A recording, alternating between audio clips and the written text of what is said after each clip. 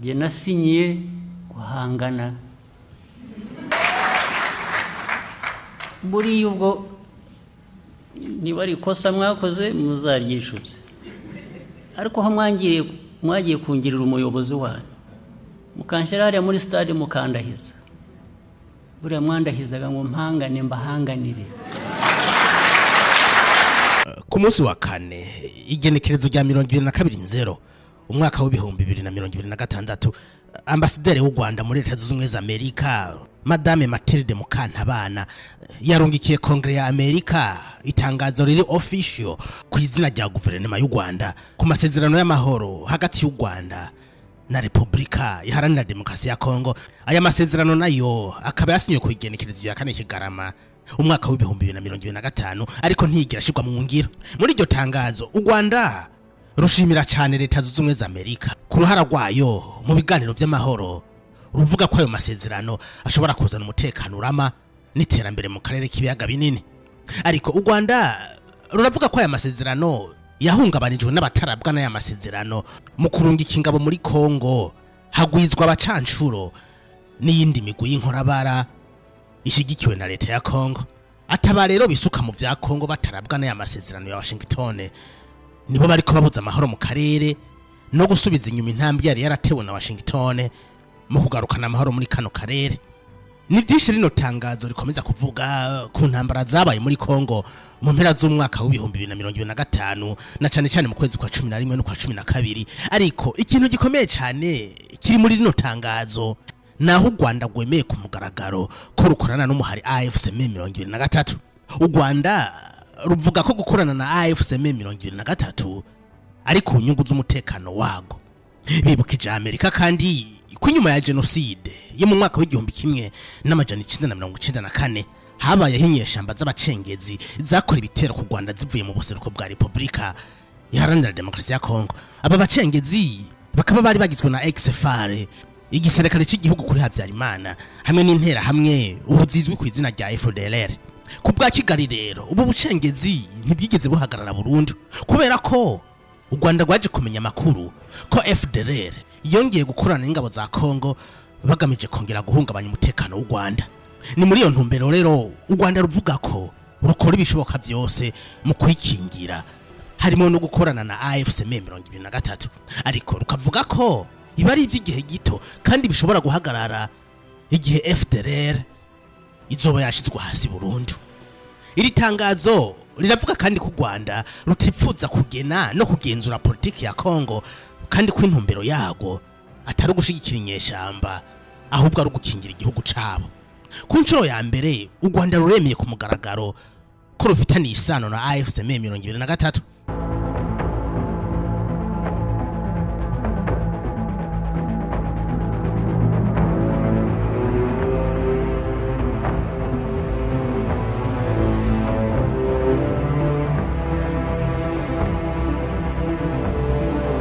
Mu ntango z'umwaka w'ibihumbi 2025 AFCM 23 yafashe igisagara ca Goma.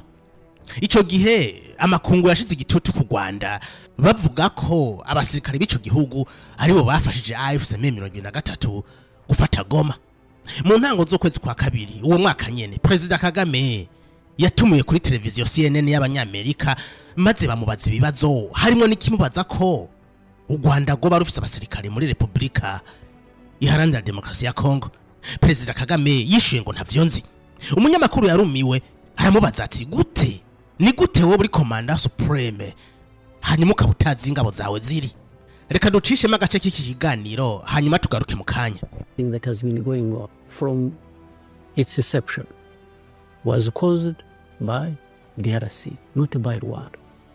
Yatangwe asigurira umumenyesha makuru ati iyi ntambara ntiyatewe n'u Rwanda ahubwo ni Kongo ubwayo yateje ikibazo.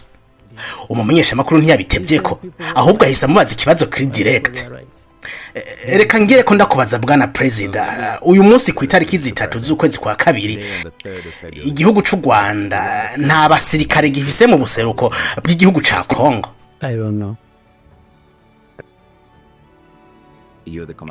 Perezida Kagame yishuye ati ntavyo nzi. Umumenyeshamakuru yakomeje amubaza ati ariko ni uri komanda supreme?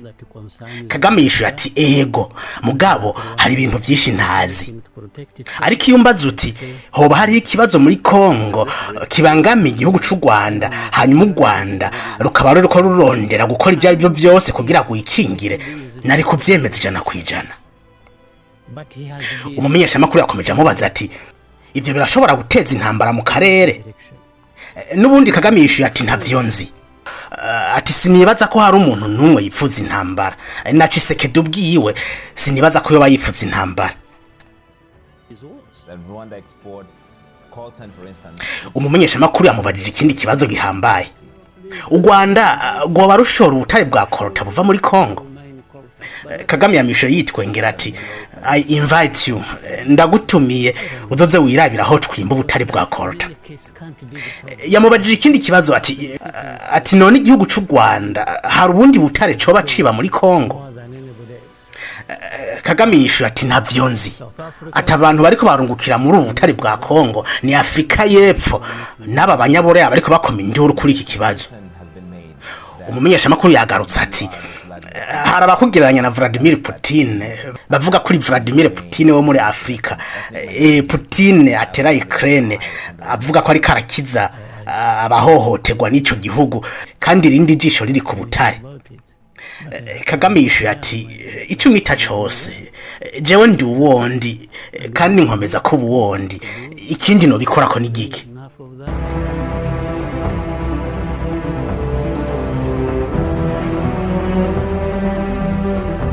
Perezida Paul Kagame yatumwe kuri CNN AFC 23 yiteguriye gufata igisagara ca Bukavu, ariko inyuma ya kino kiganiro AFC 23 yahise isohora itangazo ryihuta rivuga ko intumbero yabo atari yo gufata Bukavu, ndetse bavuga ko babaye bahagaritse intambara kuva ku igenekerezo rya 4 Ruhuhuma uwo mwaka w'2025. Uku kwari gusamaza makungu kubera ko ku igenekerezo rya 14 Ruhuhuma ku kwezi nyene Bukavu yabarizwa mu minwe ya AFC 23.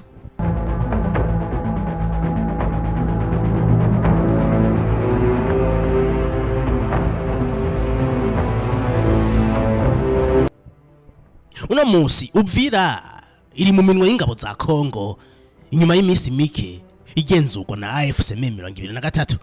Muri ritangazo guverinoma y'u Rwanda yarungikiye Kongere ya Amerika baremeza ko bateye intege AFC 23 kwikura muri Uvira mu ntumbero yo kwerekana ko atari bo bateje ibibazo mu buseruko bwa Republika iharanira demokarasi ya Kongo.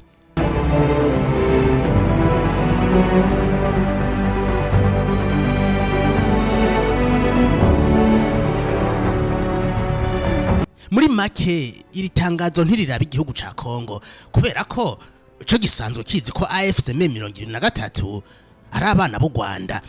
Uko niko bategetsi ba Kongo uhereye kuri Felix Tshisekedi bakunda kubivuga. Ati AFC 23 zero fils, le Rwanda zero père. Rino tangazo rero riraba hakuru ibihugu rutura nka Leta Zunze Ubumwe za Amerika kubereka ko Rwanda ari agitere principal mu bijanye n'umutekano w'akarere, no kwerekana ko kandi Kigali yiteguye gukora byose mu kurinda umutekano w'abanyarwanda. Ariko kandi nk'igihugu kwemanga ko gikorana n'umugwi w'ikiroberi ugwanya ikindi gihugu, iyi ni risque diplomatique ikomeye cyane kubera ko ibi biba bisiguye kuvogera ubwigenge bw'ikindi gihugu.